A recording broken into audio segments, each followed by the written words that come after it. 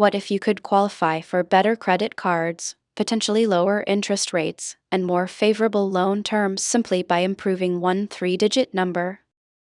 That number is your credit score. And if your score is currently 600, 650, or even 700, getting to 750 may be more achievable than you think. The good news is that you don't need to be rich. You don't need to have dozens of credit cards. And you definitely don't need to carry a balance every month.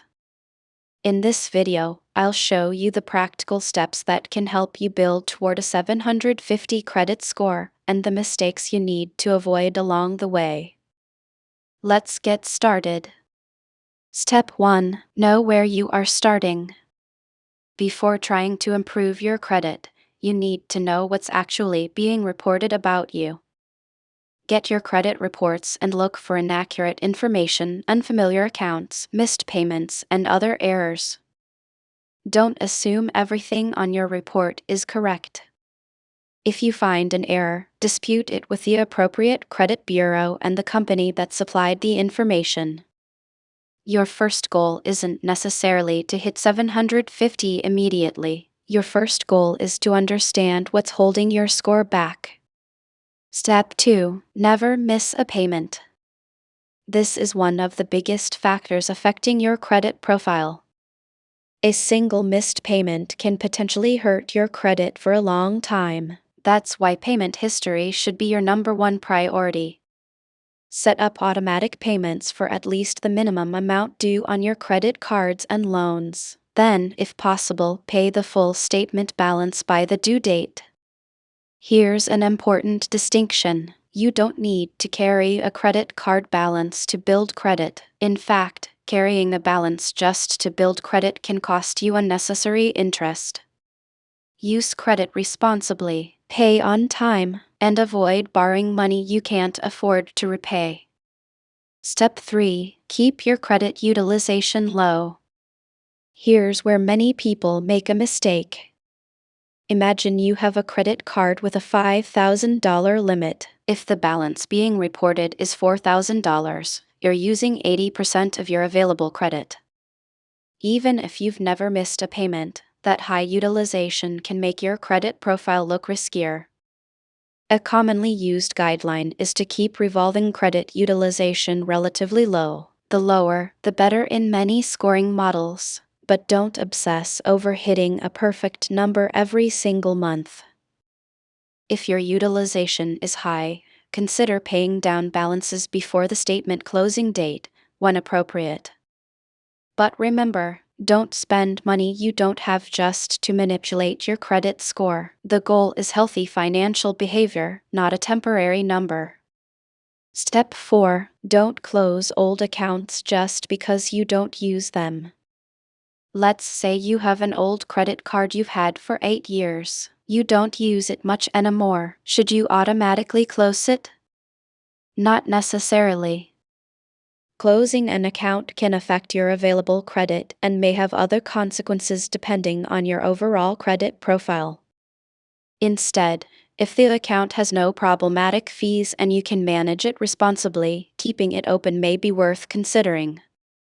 But don't keep an expensive card simply because you're afraid of hurting your credit. Always consider the actual costs and benefits. Step 5. Be careful about applying for too much credit. Opening several credit cards at once might seem like a quick way to increase your available credit, but it can also create unnecessary hard inquiries and new accounts. Instead of applying for every card you see advertised, have a reason for each application. Ask yourself, do I actually need this card? Can I qualify? Are the rewards worth the fees? And can I manage another account responsibly? A 750 credit score isn't built by collecting credit cards. It's built through consistent financial behavior. Step 6. Pay down high credit card balances. If you're carrying large balances, reducing them can be one of the most useful steps you can take. Start with the cards that have the highest interest rates if you're using the debt avalanche approach. Or start with smaller balances if the debt snowball method helps you stay motivated. The most important thing is consistency.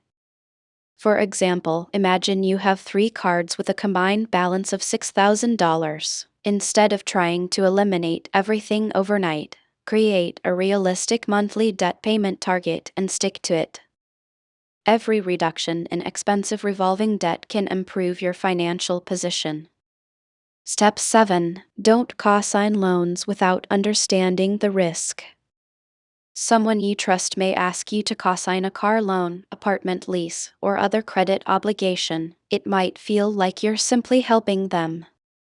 But there's an important reality. If the other person doesn't make the payments, you may be responsible for them, and negative payment information connected to the account can potentially affect your credit profile. Never co-sign something you couldn't comfortably afford to pay yourself. Step 8. Be patient. This is the part nobody wants to hear. Building excellent credit usually isn't an overnight process. If you've recently missed payments, opened multiple accounts, or have a thin credit history, improvement can take time. Think of your credit score like a financial reputation. One good month isn't enough. You want a long track record of responsible behavior. Pay on time, keep balances manageable, apply for credit carefully, monitor your reports, and give the process time. Step 9. Don't chase the number. Here's something important. A 750 score isn't a magic number that suddenly makes every financial product cheap.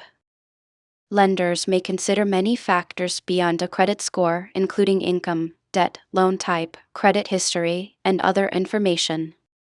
So don't make the mistake of paying interest or taking on unnecessary debt just to increase your score.